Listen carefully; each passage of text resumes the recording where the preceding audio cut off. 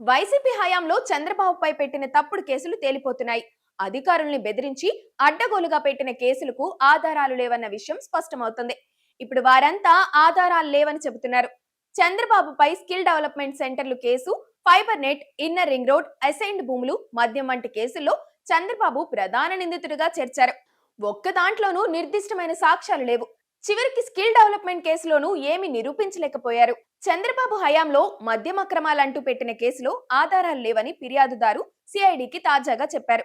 Fibre net అక్రమాల పేరుతో పెట్టిన కేసులోనూ మాజీ ఎండీ మధుసూదన్ రెడ్డి, అసైన్డ్ భూముల కేసులో మాజీ సిఆర్డీఏ చెరుకూరి శ్రీధర్ వంటి ఫిర్యాదుదారులు, సాక్షులు తమ వద్ద ఆధారాలు లేవని చెబుతున్నట్లుగా తెలుస్తోంది. నిజానికి వారిపై లేనిపోని విచారణలు చేయించి తాము చెప్పినట్లుగా చేయకపోతే, నివేదికలు ఇవ్వకపోతే, చంద్రబాబుపై తప్పుడు కేసులు పెట్టకపోతే చర్యలు తీసుకుంటామని బెదిరించారు. కొంతమంది అధికారులు తుపాకీ పెట్టి బెదిరించారన్న ఆరోపణలు కూడా ఉన్నాయి. ఇప్పుడు చంద్రబాబు కేసులు తేలిపోయే అవకాశం కనిపిస్తుండటంతో గగ్గోలు పెడుతున్నారు. కోర్టుల్లో విచిత్రమైన పిటిషన్లు వేస్తున్నారు. బెదిరించి అధికారులతో ఇప్పించిన కేసులు కాకపోతే ఇప్పుడు వారు ఎందుకు తమ వద్ద సాక్ష్యాలు లేవని చెప్తారు? అసలు ఇన్నర్ రింగ్ రోడ్ అలైన్మెంట్ లేకపోతే, ఒక్క గజం భూసేకరణ జరగకపోతే అవినీతి జరిగిందని ఎలా ఆధారాలు ఫిర్యాదు చేసిన వారు సమర్పించగలరు? అమరావతిలో అసైన్డ్ భూముల్లో అక్రమాలే జరిగినట్టు నిరూపించలేకపోతున్నారు. ఒక్క రైతు కూడా ఫిర్యాదు చేయలేదు. ఇలా చెప్పుకుంటూ పోతే చంద్రబాబుపై చేసిన కుట్రల గురించి ఓ పెద్ద పుస్తకం అవుతుంది. సాక్ష్యాలు లేకపోవడంతో కేసులు నిలబడవని తెలియడంతో ది గ్రేట్ పొన్నవోలుతో ప్రెస్ మీట్లు పెట్టించి న్యాయ వ్యవస్థ మీద అడ్డగోలు ఆరోపణలు చేస్తున్నారు.